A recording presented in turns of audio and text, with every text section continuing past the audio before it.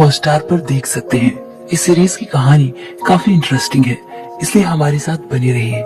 इस कहानी में टोटल 6 एपिसोड हैं, जिसे हम एक ही वीडियो में कवर करेंगे। कहानी की शुरुआत होती है मुंबई से, जहां पर हम एक शाम विराट मल्होत्रा को देखते हैं, जो कि बॉलीवुड का उभरता हुआ चेहरा है। वो अपने फ्लैट में पहुंचने से पहले अपने बॉडीगार्ड्स को कॉल करता है कि आज रात मुझे 2 रशियन गर्ल्स चाहिए। इतना कहकर वो अपने फ्लैट में चला जाता है और उन गर्ल्स का इंतजार करने लगता है। कुछ वक्त तक वो नशा करता है और तभी डोरबेल बजती है। उसे लगा कि वो गर्ल्स आ गई है, लेकिन दरवाजे पर कोई और था। विराट उसे देखकर हैरान था और वो अनजान शख्स उस पर हमला करता है और उसे जान से मारकर उसके गले में रस्सी बांध देता है और उसके हाथ में ट्रॉफी पकड़ाकर वहां से चला जाता है। कुछ देर के बाद वहां पर रशियन गर्ल्स आ जाती हैं। वो विराट को इस हालत में देखकर तुरंत ही पुलिस को इन्फॉर्म करती है। पुलिस जब मौके वारदात पर पहुंचती है तो वो उन दोनों से पूछताछ करती है और ये वारदात ऐसी थी जैसे कि पहले कई हो चुकी है। पुलिस तुरंत ही सेंट्रल जेल में मौजूद जीनत को चेक करने जाते हैं, लेकिन वो अभी भी अपनी सेल में सो रही थी। और यहाँ से हमें जीनत के बारे में पता चलता है। जीनत इस जेल में 5 साल से है, लेकिन इन 5 सालों में जीनत से बेहतर कैदी कोई है ही नहीं। वो जेल में खाना बनाने से लेकर सब चीजों का ध्यान रखती है, लेकिन इन 5 सालों से पहले जीनत क्या थी, क्या करती थी, पुलिस को कुछ भी नहीं पता। जीनत ने उसे कहा कि मुझे कमिश्नर अरुण खत्री को एक मैसेज भेजना है और यहाँ से सीन शिफ्ट होता है, जहाँ पर कमिश्नर के पास उसका दोस्त प्रतीक आता है। वो आज 25 साल बाद मिल रहे थे। प्रतीक ने कमिश्नर को बताया कि इन 3 मर्डर का पैटर्न सेम वैसा ही है जैसा 25 साल पहले था। इस तरह की वारदातें पुणे में हुई थी और अब मुझे लगता है कि वो किलर फिर से जाग गया है, लेकिन कमिश्नर उसकी इन बातों को नहीं मानता। प्रतीक ने उससे कहा कि आप पुणे के सीरियल किलर को 25 साल पहले भी नहीं पकड़ पाए थे और आपको बिना वजह प्रमोशन मिल गई थी, लेकिन अब मैं आपके सामने प्रूफ कर दूंगा। और फिर कमिश्नर जीनत से मिलने जाते हैं। वो जीनत से भी 25 साल पहले मिला था। जीनत ने 8 मर्डर किए थे और अब जो मुंबई में हो रहा है उसका पूरा शक उसे जीनत पर है। वो यहाँ उससे मदद मांगने आया था, लेकिन जीनत का कहना था कि मैं यहाँ अंदर हूँ, ऐसा भी हो सकता है कि बाहर कोई मेरी नकल कर रहा है, और यदि वो जीनत की नकल सच में कर रहा है तो 5 लोगों को और मारेगा, क्योंकि 3 लोगों को वो मार चुका है और जीनत ने टोटल 8 लोगों को मारा था। जीनत वो कर सकती है जो मुंबई पुलिस भी नहीं कर सकती। वो उस किलर की तरह सोच सकती है। उसने हेल्प करने का वादा किया, लेकिन बदले में कमिश्नर से कुछ मांगा और ये हमें आगे पता चलेगा। यहाँ कमिश्नर जीनत को उसके असली नाम मिसेस देशपांडे के नाम से बुलाता है। अगले सीन में हम एक रघु नाम के आदमी को देखते हैं, जो ड्रग्स के मामले में अपने साथियों के साथ पकड़ा जाता है और उन सबको लॉकअप में बंद कर दिया जाता है। तभी एक पुलिस वाला रघु को वहाँ से निकाल कर ले जाता है और फिर हमें पता चलता है कि रघु कोई अपराधी नहीं, बल्कि वो एसीपी तेज है। वो गुस्से से पुलिस वाले को बोलने लगा कि 3 महीने से मैं इस काम में लगा हुआ हूँ और आज मुझे पता चल जाना था कि ड्रग सप्लाई करने वाला मेन लीडर कौन है, ये सब किसने कराया। और उससे पता चलता है कि ये सब कमिश्नर अरुण ने कराया है। दरअसल कमिश्नर ने ऐसा इसलिए किया क्योंकि वो किलर का एक केस एसीपी तेज को देने जा रहा है। उसने उसे जीनत के बारे में भी सब कुछ बता दिया और अब जो 25 साल बाद 3 मर्डर हुए हैं वो भी सेम पैटर्न से मैच कर रहे हैं। साथ ही साथ कमिश्नर ने उसे बताया कि मिसेज देशपांडे के बारे में तुम्हें कोई एविडेंस नहीं मिलेगा।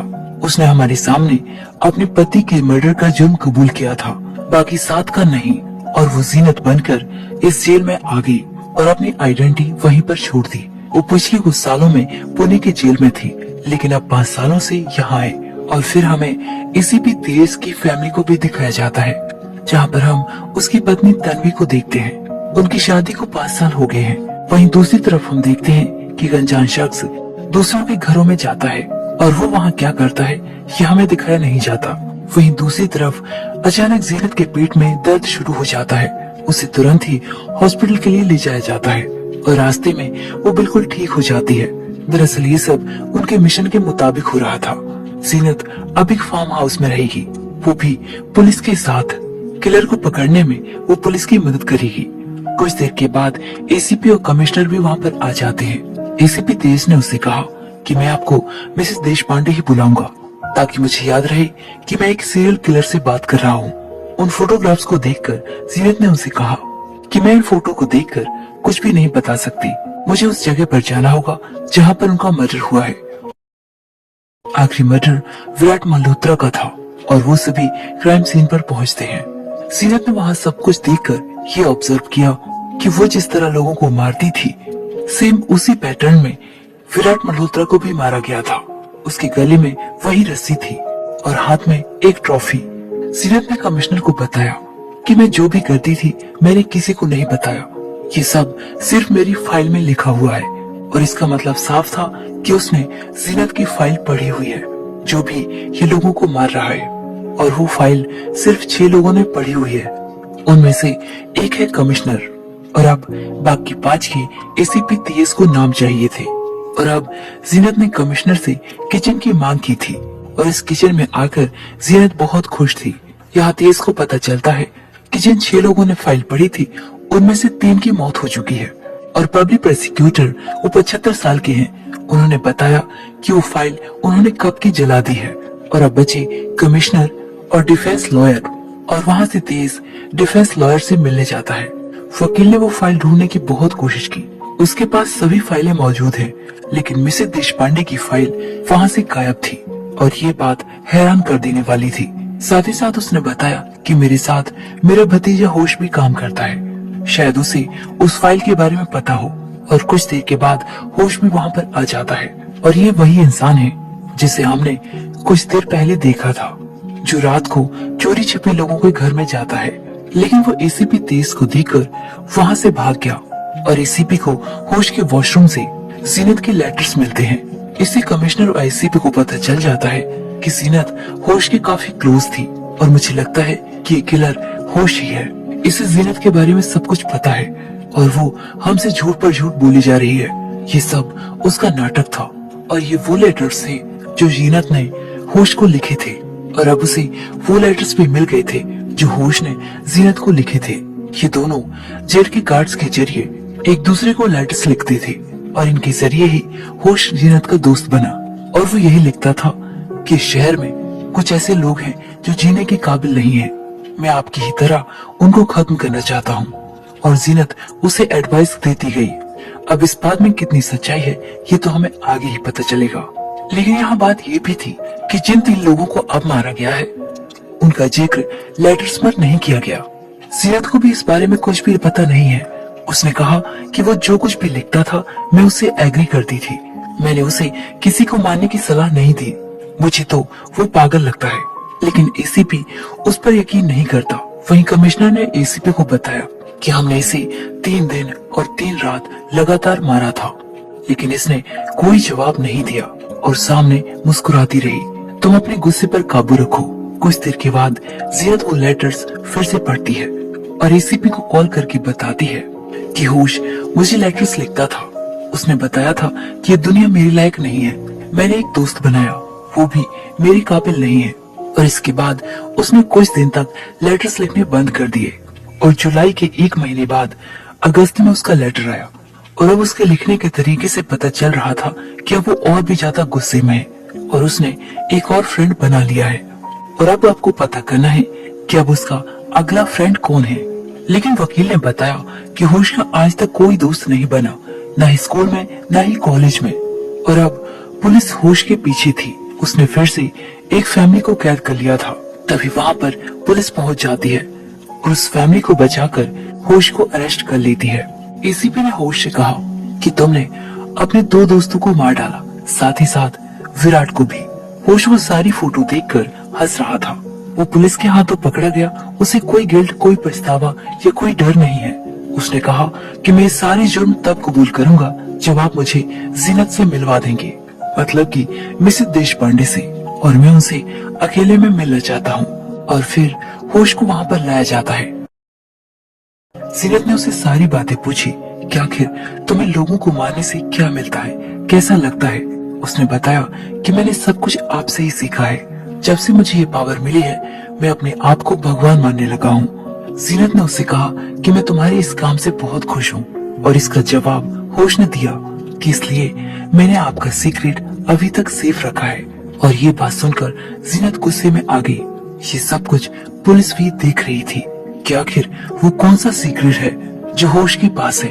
जीनत ने उसके कान में कुछ कहा और वो जोर जोर से रोने लगा, लेकिन ये बात पुलिस को पता नहीं चली। होश को हॉस्पिटल पहुंचा दिया जाता है और जीनत बताती है कि मुझे कॉपी करने वाला अभी भी जिंदा है और वो अपना अगला शिकार ढूंढ रहा होगा, क्योंकि होश किसी को मार नहीं सकता। वो एक पागल है और अपनी मनगढ़ंत कहानियां बनाता है। जीनत की वजह से होश के एक दोस्त की जान बच गई थी, इसलिए एसीपी जीनत को थैंक यू कहता है। लेकिन अगले ही दिन मुंबई के एक बड़े बिजनेसमैन की हत्या हो जाती है और ये भी सेम पैटर्न था, उसी तरह गले में रस्सी बांधकर। लेकिन अब तो होश भी हॉस्पिटल में था और जीनत भी पुलिस के साथ है। आखिर ये सब कौन कर रहा है? और अब जीनत ने जो कुछ भी होश से कहा था उसकी ऑडियो क्लियर हो चुकी थी और उस ऑडियो में जीनत ने होश से कहा था कि तुम अपनी जिंदगी में कुछ नहीं कर पाए, न तुमसे कुछ होगा, तुम एक नामर्द हो और अब यही अच्छा होगा कि तुम मुक्त हो जाओ। उसने मुक्त होने की बात बार बार होश से कही।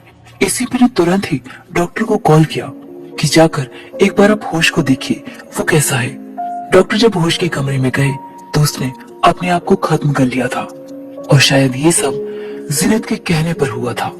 पुलिस को कुछ भी समझ में नहीं आ रहा था। एक तरफ तो मर्डर किए जा रहे हैं और दूसरी तरफ होश ने अपने आप को खत्म कर लिया। और जीनत जो अभी भी पुलिस और कैमरे की निगरानी में है, क्या उस पर शक करना सही होगा या नहीं? एसीपी ने जीनत से बात की कि तुमने होश को खुदकुशी करने के लिए उकसाया है ताकि तुम्हारा सीक्रेट वो किसी को बता न सके। अगली सीन में हम एक अनजान शख्स को देखते हैं जिसके बैग में जीनत और उसके साथ 2 बच्चों का फोटो था। साथ ही साथ वो टीवी पर न्यूज भी देख रहा था। उस बैग में एक औरत के कपड़े और वो हरे कलर की रस्सी भी थी। यहाँ एसीपी अपने घर आ चुका था। वहाँ जीनत सबके लिए मोदक बनाती है, लेकिन इंस्पेक्टर ओमकार वो उसके मोदक नहीं खाता और जीनत कमरे में आकर पेट में दर्द का नाटक करती है। ओमकार दौड़कर उसके पास आता है और तब जीनत उस पर हमला कर देती है और वो बेहोश हो जाता है। वो मोदक खाकर पुलिस की सारी टीम बेहोश हो चुकी थी। इसी मौके का फायदा उठाकर जीनत वहाँ से भाग जाती है और अगली सुबह ओमकार एसीपी को कॉल करता है। एसीपी हैरान था कि एक 50 साल की औरत इतने पुलिस वालों को चकमा देकर यहाँ से फरार हो गई। कैमरे चेक किए गए और इससे पता चला कि वो कितनी स्ट्रॉन्ग है।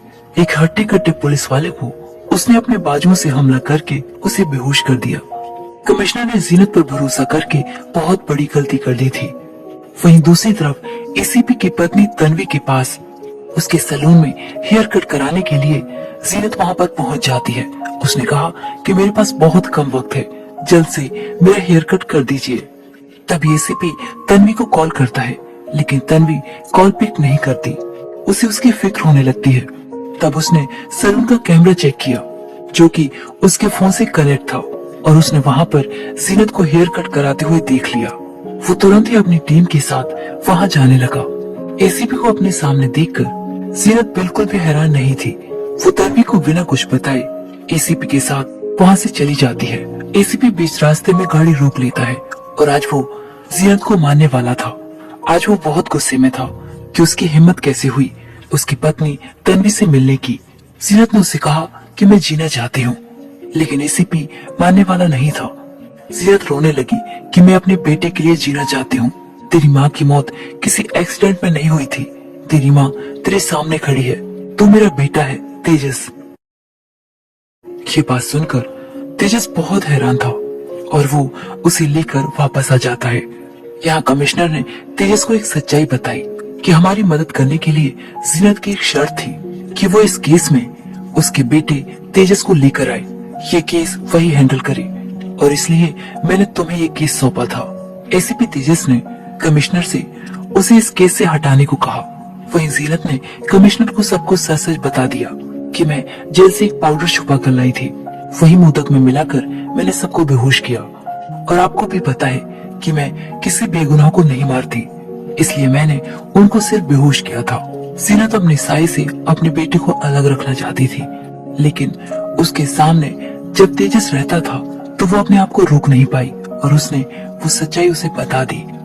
उसने बताया कि मेरे यहाँ से भागने का कोई इरादा नहीं था, मैं बस अपने बेटे और बहू की लाइफ देखना चाहती थी। मैंने अपनी बहू का पार्लर खोलने तक का वेट किया और उसके पास मैं बैठी रही, और यदि तेजस मुझे लेने वहाँ ना पहुँचता तो मैं वापस यहीं आती। घर पहुंचकर एसीपी ने अपने नाना से बात की कि आखिर आपने मुझसे ये बात क्यों छुपाई। उसके नाना ने कहा कि यदि मैं तुम्हें ये बात बता देता तो तुम जो आज बन चुके हो वो कभी न बन पाते, इसलिए मैंने उस औरत की सारी निशानी मिटा दी। लेकिन तुम्हारी माँ जैसी भी थी एक बहुत अच्छी माँ थी, और अब फिर से कॉपीकैट ने एक और मर्डर कर दिया। इसके बारे में फिर से जीनत से पूछा गया। उसने कहा कि मैं सिर्फ और सिर्फ तेजस को बताऊंगी। कमिश्नर ने तेजस से वादा किया कि सिर्फ एक बार जीनत से मिल लो। यदि उसकी मदद से हम इस बार किलर तक नहीं पहुंच पाए तो मैं वादा करता हूँ कि मैं वापस जीनत को जेल भेज दूंगा। और अब जो मर्डर हुआ था उस बॉडी को किलर ने कुएं में फेंक दिया था। जीनत ने कहा कि अब भी उसने मेरी कॉपी ही की है। मेरा पहला मर्डर ऐसा ही था। मैं अपने रेस्टोरेंट में काम कर रही थी, सभी नौकरों को घर भेज दिया था। तभी वहाँ पर जोसेफ नाम का एक आदमी आया और वो मुझसे बदतमीजी करने लगा। उसने मुझे बुरी तरह से मारा पीटा, इस तरह कि मेरी हड्डियां भी टूट चुकी थी। उसने सिगरेट से मेरा हाथ जलाया और मैंने हिम्मत करके बाल्टी पर बंधी हुई रस्सी से उसका गला घोंटकर उसे जान से मार दिया। घंटों तक मैं यूं ही बैठी रही। कुछ देर के बाद वहाँ पर मेरे पिता आए। वो मुझे यूं देखकर सब कुछ समझ चुके थे। उन्होंने उस लाश को कुएं में फेंक दिया और उस कुएं को सील करने में पूरी रात लग गई। इसका मतलब है कि किलर को मेरे पहले मर्डर के बारे में भी पता है। आखिर ऐसा कौन हो सकता है जो इस तरह जीनत को कॉपी कर रहा है। जीनत ने बताया कि शायद उस वक्त कोई और भी वहाँ पर मौजूद था, मतलब कि जोसेफ का बेटा एलेक्स। जोसेफ को मारकर जीनत ने एलेक्स को अनाथ कर दिया था, इसलिए उसने उसे अपने साथ ही रख लिया। लेकिन तेजस ने कहा कि कैसे हो सकता है, मुझे कुछ याद क्यों नहीं है, ये तो मुझे पक्का याद रहता। जीनत ने उससे कहा कि तुम्हें कुछ भी याद नहीं है, तुम उस वक्त सिर्फ 4 साल के थे, और जब से मुझे अरुण ने अरेस्ट किया तब से मुझे नहीं पता कि एलेक्स कहाँ गया। तेजस के नाना ने बताया कि जब हमें वो शहर छोड़ना पड़ा तो हमने एलेक्स को एक अनाथ आश्रम में भेज दिया था। अब मुझे नहीं पता कि वो कहाँ है। और वहाँ जाकर तेजस को पता चला कि एलेक्स पढ़ने लिखने में बहुत तेज था, लेकिन जब उसे गुस्सा आता तो तोड़फोड़ करने लग जाता। बड़ा होकर वो छोटी मोटी चोरियां करने लगा और ड्रग्स सप्लाई करने लगा, और कुछ साल के बाद वो बिल्कुल गायब हो गया। एक बार उसने मुझे कॉल भी किया कि मैं अब बिल्कुल सुधर गया हूँ, और वही नंबर वो तेजस को दे देता है। और एक बात उसने उसे बताई कि जब एलेक्स पहली बार यहाँ पर आया था तो उसके हाथ में एक बैग था। 12 साल तक वो यहाँ पर था, लेकिन उस बैग के आसपास किसी को आने भी नहीं दिया। सबसे पहले जीनत के बताए हुए कुएं को खोदा गया, जिसमें से इंसान की हड्डियां निकली। मतलब वो जो कुछ भी बता रही थी सच था।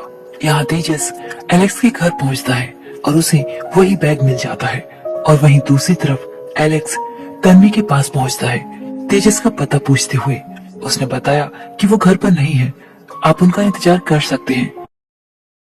तन्वी ने किचन पर जाकर एलेक्स की फोटो खींचकर तेजस को भेज दी और उसे बताया कि आपका दोस्त एलेक्स आया था। ये सुनकर उसने तन्वी को अलर्ट किया कि वो बहुत डेंजरस आदमी है, आगे से किसी भी अनजान आदमी को घर पर मत आने देना। इस फोटो को वो अपनी टीम को भेज देता है। पूरी टीम एलेक्स को पकड़ने के लिए निकल जाती है, और एलेक्स एक क्लब में बड़ी ही आसानी से पकड़ा जाता है। वो वहाँ से भागने की कोशिश भी नहीं करता। एलेक्स ने उसे बताया कि मैंने तुझे एक न्यूज चैनल में देखा था, वो भी नाना जी के साथ। तुम्हारे नाना मुझे अनाथ आश्रम में छोड़ आए, लेकिन मुझे इस बात का कोई बुरा नहीं लगा। मैं तुझे और आई को कब से ढूंढ रहा हूँ। मैंने सबसे पहले तुझे फॉलो करना शुरू किया, और मैंने एक दिन तेरे साथ आई को भी देख लिया। तूने मुझे मेरी आई से मिलाया है। मैं उनसे बहुत प्यार करता था। एक्सीडेंट में उनकी मौत नहीं हुई थी, वो अभी भी जिंदा है। मैं तुझे कब से ढूंढ रहा था। और उस बैग में जो भी चीजें थी उस बारे में उसने एलेक्स से पूछा। एलेक्स ने बताया कि जब मुझे नाना जी अनाथ आश्रम छोड़ने चले थे तो मैं आई के रूम में गया, और मुझे वहाँ से जो जो कुछ भी मिला मैंने एक बैग में पैक कर लिया। क्योंकि मैं आई से बहुत प्यार करता था और इसलिए इन निशानियों को मैं आज भी अपने पास रखता हूँ। वो कसम खाने लगा कि मैंने चोरी नहीं की, मैं तो बस आई का सामान लेकर आया था। तेजस जैसा भी कुछ सोच रहा था वैसा कुछ भी सबूत उसे नहीं मिला। चारों मर्डर्स की रात एलेक्स बार में नाइट शिफ्ट कर रहा था और अब एलेक्स बिल्कुल इनोसेंट था, इसलिए एसीपी तेजस उसे छोड़ देता है और उसे अपने घर खाने पर भी बुलाता है। एलेक्स ने उसे बताया कि तुझे सिर्फ प्यार मिला है और मुझे मेरे बाप की मार। जब मैं तुम लोगों के साथ आकर रहने लगा तो मुझे प्यार का मतलब पता हुआ। मुझे आई बहुत प्यार करती थी, लेकिन जब वो मुझसे दूर चली गई तो सब कुछ मेरा छिन गया। और तभी तेजस के पास एक कुरियर आता है जिसे ऐसे ही प्रवीण ने भेजा था। उसमें मर्डर्स की कुछ तस्वीरें मिलती हैं। साथ ही उसमें लिखा था कि मुझे मिसेस देशपांडे से बात करनी है। साथ ही साथ उसमें एक फोन भी था। उस फोन को जीनत के पास ले जाया जाता है, मतलब कि मिसेस देशपांडे के पास। और फिर उसमें एक कॉल आती है। उसने कहा, मेरा सौभाग्य है आपसे बात कर पाना। मैं आपका एक छोटा सा शिष्य हूँ। मैं आपकी तरह बुरे लोगों को मारता हूँ। वो 4 को मार चुका है, अब उसे 5वें की तलाश है। उसने ये सब कुछ उसे बताया और मैं आदमियों को ही मारता हूँ और अगला भी आदमी ही होगा। और अब एक ही काम बचा था, उसके अगले मर्डर तक उसका वेट करना। वो आदमी है, औरत है या फिर की, इन्हें नहीं पता। और अब फिर से जीनत उस फार्म हाउस में रहेगी। आज फिर से उस सीक्रेट के बारे में तेजस ने जिक्र किया। जीनत ने उसे बताया कि वो सीक्रेट तुम थे। मैं उन लेटर्स में होश से तुम्हारे बारे में पूछा करती थी कि वो मेरे बेटे का पता लगाए। यही वो सीक्रेट था। आज एलेक्स की वजह से तेजस अपनी माँ की एक अलग साइड देखने लगा है। उसने जीनत की बहुत सारी बातें उसे बताई और वो एलेक्स से मिलने के लिए मान गई। तेजस एलेक्स को पिकअप करने आने वाला था, लेकिन इससे पहले एलेक्स के पास कोई अनजान शख्स आता है। एलेक्स ने उससे कहा कि मैं लेट हो रहा हूँ, मैं तुमसे बाद में बात करता हूँ। और एलेक्स रेडी होने लग जाता है, लेकिन तभी वो अनजान शख्स अपनी पॉकेट से वो रस्सी निकालता है और देखते ही देखते एलेक्स की जान ले लेता है। जीनत को फिर से उस नंबर पर बात कराई जाती है। उसने कहा कि तुमने 5वें को भी मार दिया, इसमें एलेक्स का क्या कसूर था। उसने कहा कि वो प्यार की तरफ बढ़ रहा था और ये बहुत बुरी चीज है, इसलिए मैंने उसे खत्म कर दिया। जीनत ने उसे अपना लाइव शो दिखाने की बात की और वो आदमी अपने अगले शिकार के साथ दिखा। वो सब कुछ जीनत को दिखा रहा था कि वो किस तरह उसे मारेगा। तब तक उनकी टीम उस लोकेशन को ट्रैक कर लेती है। वो उस जगह पर पहुंचते हैं। वो उस आदमी को खत्म करने ही वाला था। तब तक वो वहां पर पहुंच जाते हैं और उस आदमी को हॉस्पिटल ले जाते हैं। तब तक वो किलर वहां से भाग जाता है। तेजस उसका पीछा करता है, लेकिन वो किलर उस पर हमला करके उसे बेहोश कर देता है। और फिर तेजस को हम हॉस्पिटल में देखते हैं। वो कमिश्नर से बात करता है कि वो किलर मुझे जान से भी मार सकता था, वो भी आसानी से, लेकिन पता नहीं उसने मुझे क्यों नहीं मारा। जीनत ने तेजस को बताया कि वो किलर वही गाना गा रहा था जब मैं किसी की जान लेती हुई गाती थी। मैंने एक आदमी जिसका नाम गोपीनाथ था उसे मारा था। तब उसकी फैमिली वहीं पर मौजूद थी। उसकी पत्नी थी, उसकी काफी एज हो गई थी, वो तो बिल्कुल नहीं हो सकती। और अब रह गया उसका बेटा सुहास, शायद वो हो सकता है। और अब वो लोग सुहास की माँ से मिलते हैं। सुहास की माँ से पता चला कि सुहास बचपन से अपने आप को एक लड़की मानता था। ये सब जानने के बाद तेजस उसी आदमी के पास पहुंचता है जिस पर अभी अभी उस किलर ने हमला किया था, जो कि एक डॉक्टर था। उसने बताया कि मैं कुछ महीने पहले क्लब में एक लड़की से मिला था जिसका नाम शेफाली था। हम दोनों में काफी मुलाकात हुई और हम दोनों एक दूसरे को पसंद करने लगे। मैं उसे अपने घर पर भी लेकर आया। जब उसने बताया कि उसने अपना जेंडर चेंज कराया है, वो भी ऑपरेशन कराकर, तो एकदम से उस पर से मेरा इंटरेस्ट हट गया और ये शौक शेफाली ने मेरे चेहरे पर साफ साफ देखा। उस वक्त वो वहाँ से चली गई और हमेशा के लिए गायब हो गई। अब पुलिस को ये शक है कि सुहास ही शेफाली है।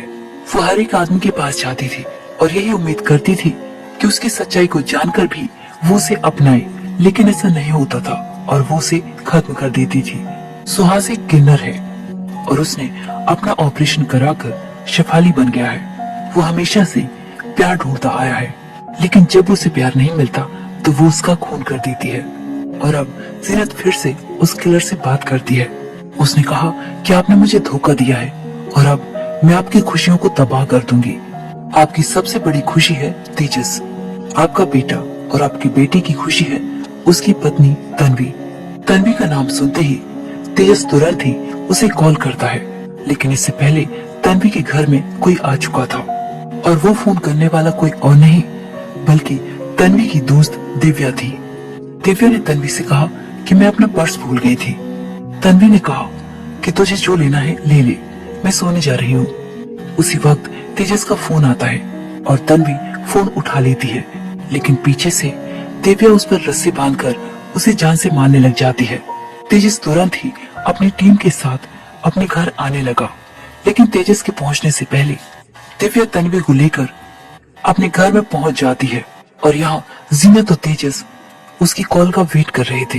वो फिर से कॉल करती है। जीनत ने उसे कहा कि गलती मैंने की है, तुम मुझसे नाराज हो, इसमें तन्वी का कोई कसूर नहीं है।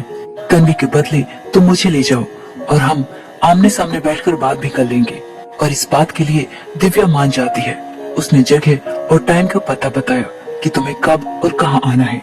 कुछ देर के बाद वो सभी मॉल में पहुंच जाते हैं। दिव्या ने तन्वी को वहाँ से भेज दिया और जीनत को अपने साथ गाड़ी में बैठा लिया। तेजस की टीम उनका वेट करती रही कि गाड़ी यहाँ से निकलेगी, लेकिन जीनत और दिव्या वहाँ से निकल गई और अब उनका पूरा शक है कि प्लान जीनत मतलब कि मिसेस देशपांडे और दिव्या ने मिलकर बनाया था। दिव्या ने जीनत को बताया कि जब मैं छोटा सुहास था और मुझे पता चला कि आपके एक्सीडेंट में मौत हो गई है तो मैं बहुत रोया। मेरी माँ भी हैरान थी कि आखिर ये एक अनजान औरत की मौत पर इतना क्यों रो रही है, लेकिन मुझे पता था कि आपने मेरे लिए क्या किया है। आपने मेरे उस जालिम पिता को खत्म कर दिया था जो मेरा सबसे बड़ा दुश्मन था। दिव्या ने उसे बताया कि मैं कभी सुहास थी ही नहीं। कई सालों के बाद मैं दिव्या बन पाई, अपने असली शरीर में आ पाई और फिर मैंने अपनी एक नई जिंदगी शुरू की। मुंबई में मिला मुझे एक जॉब, नए दोस्त और एक नई बेस्ट फ्रेंड तन्वी। और फिर एक दिन आपकी ही फाइल को डिजिटाइज करने का कॉन्ट्रैक्ट मिला। मैंने आपकी फाइल पर अपने पिता का फोटो देखा। वो जो पिता मुझे बेरहमी से पीटता था उसको आपने खत्म किया था। जीनत की फाइल किसी और के पास भी जा सकती थी, लेकिन ये किस्मत की बात थी और उस फाइल से दिव्या को पता चला कि जीनत मिसेस देशपांडे जिंदा है। और अब मेरा मकसद था कि आपने मेरे लिए इतना किया है और अब मैं आपकी फैमिली के लिए करूं। मैं सबसे पहले तेजस की फैमिली के करीब आई और अपनी दोस्त तन्वी को तेजस से मिलवाया। कुछ ही सेकंडों में उन्हें प्यार भी हो गया। मैंने अपनी सैलरी बचा बचा कर तन्वी के लिए सैलून खोला और कुछ महीनों के बाद तेजस और तन्वी ने शादी भी कर ली और अब धीरे धीरे मैं उनकी फैमिली का हिस्सा भी बन गई। और फिर मेरी मुलाकात हुई एक लड़के से। हम दोनों एक दूसरे को पसंद करने लगे थे, लेकिन जब मैंने उसे अपनी सच्चाई बताई तो उसने मुझे एक्सेप्ट नहीं किया। उसने मुझे बहुत मारा पीटा और तब मैं अंदर से टूट गई। कई बार तो लगा कि अपने आप को खत्म कर लूं, लेकिन आपका चेहरा बार बार मेरे सामने आ जाता था और आप ही से सीखा कि बुराई को खत्म करना ही चाहिए, जिस तरह आपने मेरे पिता को खत्म किया था। मैंने आप ही के तौर तरीके सीखे। इस दुनिया से बुराई मिटाकर मैं भी किसी का भला कर सकती हूँ। दिन भर मैं दिव्या बनती थी और रात में शेफाली। सबको परख कर एक को चुनती थी। लगता था मेरी तरह किसी को तो सच्चा प्यार होगा, लेकिन हर किसी में मुझे एक दरिंदा ही मिला और मैंने एक एक को जान से मार दिया। और तभी तेजस की टीम वहाँ पर पहुँच जाती है, लेकिन इससे पहले जीनत वहाँ से फरार हो जाती है और दिव्या पुलिस के हाथ लग जाती है। यहाँ तेजस दिव्या से उसकी आई की सच्चाई पूछता है, मतलब कि जीनत की। और वहीं जीनत अपने घर पहुंचती है। यहाँ पर हमें कुछ फ्लैशबैक दिखाया जाता है, जहाँ पर जीनत का पिता उसके साथ गलत करता था और जब जीनत की माँ ने उसे रंगे हाथ पकड़ा तो उसने जीनत के सामने ही उसे जान से मार दिया। और अब आखिरी बार वो अपने पिता को खत्म करने आई थी। तभी वहाँ पर तेजस आ जाता है, लेकिन तेजस ने आज अपनी माँ की तरफ गन नहीं तानी थी, बल्कि अपनी नाना की तरफ, क्योंकि वो सारी सच्चाई जान चुका था। लेकिन जीनत उसे ऐसा करने से रोकती है कि इसके खून से तुम अपने हाथ गंदे मत करो। और तभी जीनत का पिता वहाँ से उठकर खिड़की से छलांग लगा देता है और उसकी मौत हो जाती है। आज जीनत आजाद हो चुकी थी और वो खुशी खुशी तेजस के साथ जेल जाने लगती है। लेकिन रास्ते में अचानक वो तेजस को गन दिखाकर उसकी कार से भाग जाती है और उसकी टीम कुछ भी नहीं कर पाती। और आखिर में हमें जीनत एक बस में बैठी हुई नजर आती है जो एक किलर की तरह मुस्कुराती है। और इसी के साथ ये कहानी यहीं पर खत्म हो जाती है। इस सीजन में ये गुत्थी नहीं सुलझी कि असली किलर कौन था। आगे की कहानी के लिए हम अगले सीजन का वेट करेंगे। तो दोस्तों ये थी हमारी आज की कहानी। ये कहानी आपको कैसी लगी कमेंट करके जरूर बताइए और ऐसी ही कहानियों के लिए हमारे चैनल को सब्सक्राइब कीजिए। Thanks for watching.